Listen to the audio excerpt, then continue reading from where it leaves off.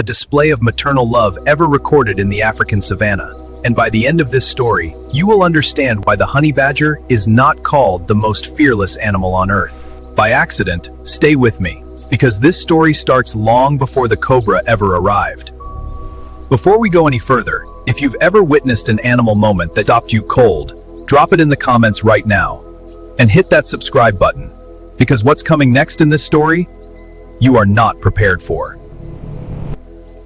To die that you simply cannot find anywhere else on Earth, and somewhere beneath this ancient cracked ground, in a tunnel barely wider than a human arm curled against the warmth of her own body, a mother honey badger sleeps. She is small by the standards of the wild, a little over 10 kilograms, a body built low to the ground. Armored and loose, thorns cannot pierce it, and teeth struggle to grip it. Her fur is like she was designed to absorb the darkness of the earth and reflect the light of the sky. But none of that tells you what she truly is a mother. And beside her, nestled into the curve of her belly, are two of the smallest, most fragile things the Kalahari has ever produced. Her cubs, they were born just weeks ago, pink, hairless, their eyes still sealed shut against a world they haven't yet been allowed to see. Their paws, enough to tear through concrete. She is hungry, and a hungry mother cannot feed her cubs. She lingers for a long moment. Her nose dips down to brush against each tiny body. She lingers for a long moment. Her nose dips down to brush against each tiny body. One slow, deliberate sniff, the ancient act of memorizing her children before Most animals run from a black cobra. They smell the venom, they feel the death in the air, and they run. But she didn't run. She went toward it, not because she wasn't afraid, but because something had been taken from her. And in the African wild, a mother honey badger doesn't negotiate. She doesn't retreat, she hunts back. What you are about to witness is not a simple predator-prey encounter. This is the most brutal and heartbreaking. She moves fast. She always moves fast. The honey badger is not built for leisure. She is built for acquisition, for relentless forward motion.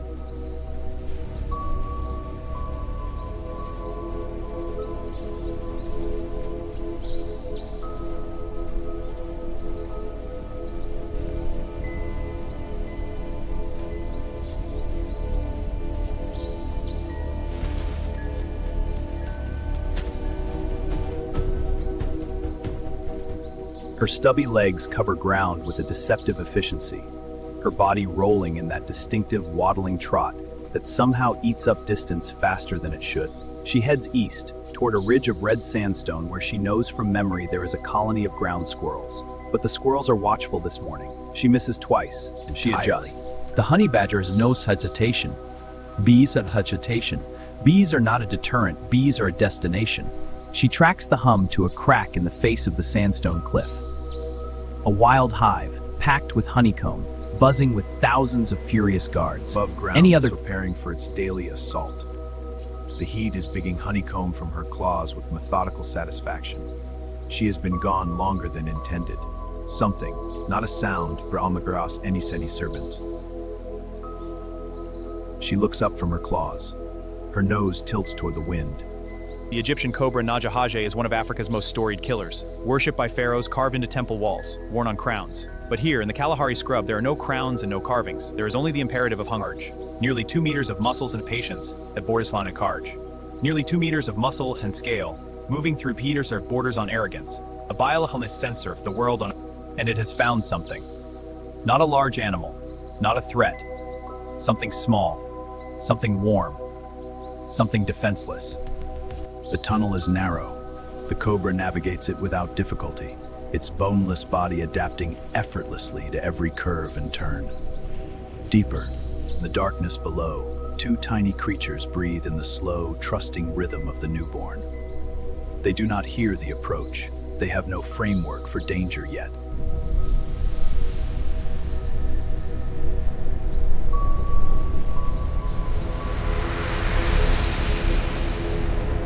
It does not rush.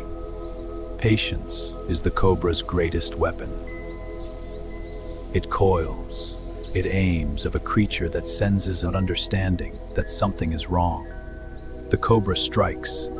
The sound that follows is small, a muffled cry, quickly swallowed by the earth.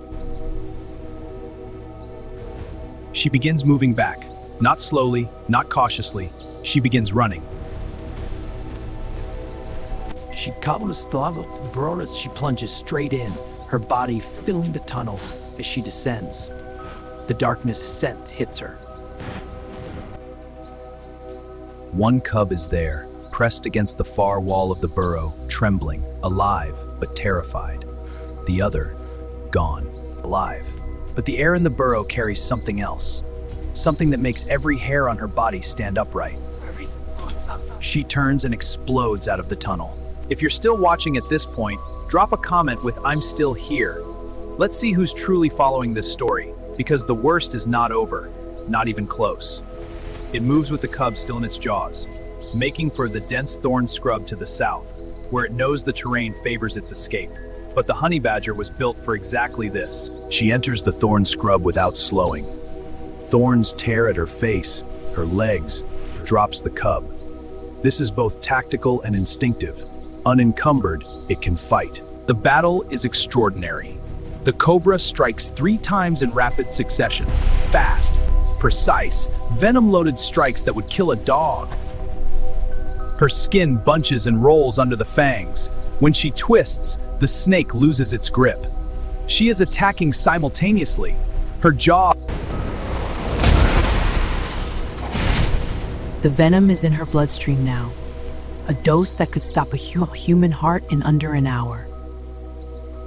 In some encounters, honey badgers have been observed falling unconscious mid-fight, and then waking up an hour later and continuing.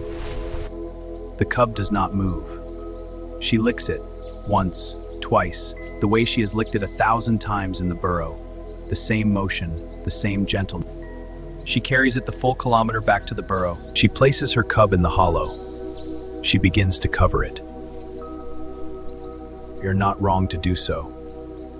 Struggle is real. This is grief. The surviving cub will need her. She knows this.